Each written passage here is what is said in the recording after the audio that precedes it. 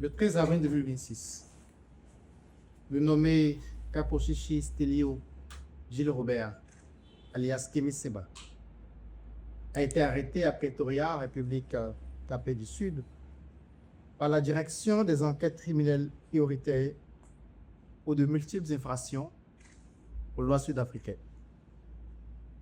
L'intéressé de nationalité béninoise, né de parents eux-mêmes béninois, est régulièrement enregistré comme tel au registre de l'état civil du Bénin, faisant l'objet de 2 mandats d'arrêt délivrés à son encontre par la commission d'instruction de la Cour de répression des infractions économiques et du terrorisme.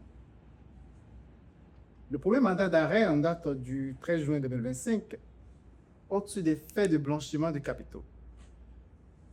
Le second, en date du 12 décembre 2025, concerne des faits d'apologie des crimes ainsi que d'incitation à la haine et à la violence. En exécution de ces mandats d'arrêt, j'ai officiellement saisi les autorités judiciaires de la République d'Afrique du Sud par les canaux légaux d'une demande d'arrestation provisoire du nommé Kaposhishi Stelio Gilles Robert.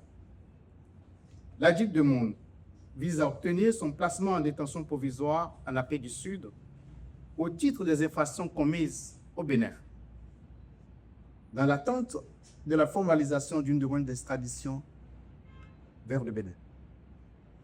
À ce stade, la demande d'extradition du Bénin n'a pas encore été suivie.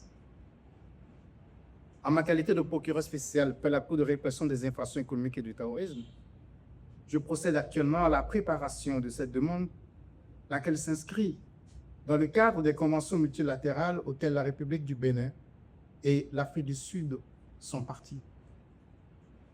Il s'agit d'une procédure essentiellement judiciaire, préparée, transmise et examinée par les autorités judiciaires de l'État requérant et de l'État requis.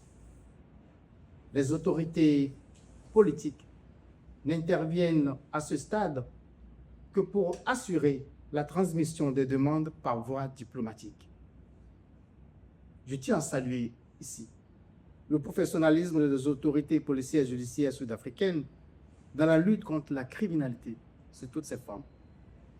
Je ne manquerai pas de revenir vers vous pour vous tenir informé de toute évolution de cette procédure.